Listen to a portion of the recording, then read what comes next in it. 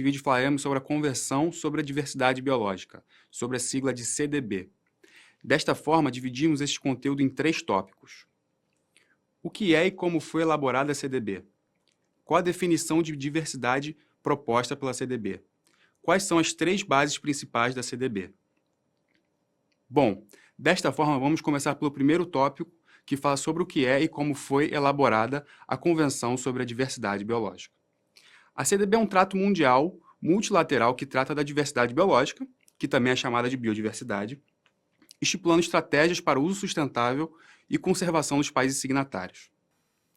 Sendo assim, é importante mencionar que a CDB possui 3 pilares principais. 1. A conservação da biodiversidade. 2. O uso sustentável, ou seja, aquele que não compromete o uso desses recursos por gerações futuras. E 3. A distribuição justa e equitativa dos benefícios, tendo em vista os conhecimentos tradicionais associados de comunidades e regiões específicas. A CDB foi assinada em 1992, durante a Eco 92, ou também como é conhecida como a Rio 92, que é considerado hoje em dia o principal fórum de discussão ambiental do mundo, e entrou em vigor em 1993.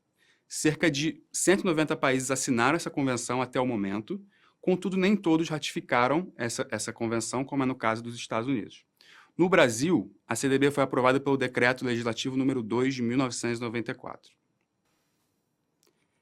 Mas o que é diversidade biológica ou biodiversidade? A CDB definiu diversidade biológica como, abre aspas, a variabilidade de organismos vivos de todas as origens, compreendendo, dentre outros, os ecossistemas terrestres, marinhos e outros ecossistemas aquáticos e os complexos ecológicos de que fazem parte, compreendendo ainda a diversidade dentro de espécies, entre espécies e de ecossistemas. Fecha aspas. Abrindo parênteses, é importante frisar que o Brasil abriga cerca de 20% de toda a biodiversidade do planeta, sendo que o Brasil representa apenas 5,7% de extensão territorial de terras emersas do planeta.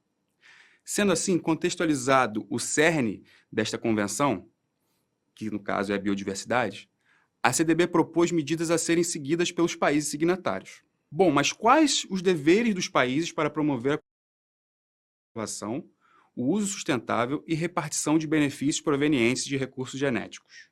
Aqui destacamos algumas medidas propostas aos países signatários da CDB. Para a conservação da biodiversidade, eu destaco 3 medidas. A primeira, identificar e monitorar os componentes da biodiversidade mais vulneráveis, que requerem urgentemente medidas de conservação e uso sustentável.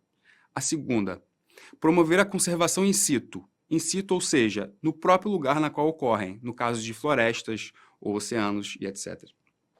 Estabelecer sistemas de áreas protegidas e medidas para protegê-las e proporcionar condições ideais para a conservação de biodiversidade na região às quais ocorrem. E número 3, promover a conservação ex situ, ou seja, fora do lugar no qual ocorrem, como no caso de zoológicos e aquários, e essas medidas principalmente nos países de origem desses componentes. Além disso, regulamentar as coletas de recursos biológicos in situ para a conservação ex situ. Para o uso sustentável da biodiversidade, algumas das medidas são promover as medidas relacionadas à utilização de recursos biológicos para reduzir ou eliminar impactos negativos na biodiversidade. 2. Proteger costumes tradicionais no uso de recursos biológicos compatíveis com as exigências da conservação. E 3. Apoiar programas de gestão comunitária para a promoção de desenvolvimento sustentável, principalmente relacionados às populações locais, autoridades governamentais e seu setor privado na elaboração de métodos de utilização sustentável de recursos biológicos. Bom, para o acesso aos recursos genéticos, algumas das medidas são: 1. Reconhecer que o acesso aos recursos genéticos pertence aos governos nacionais e está sujeito à legislação de cada país. 2. Promover o compartilhamento dos resultados da pesquisa e do desenvolvimento de recursos genéticos e repartir de forma justa e equitativa os benefícios derivados de utilização comercial ou de outra natureza.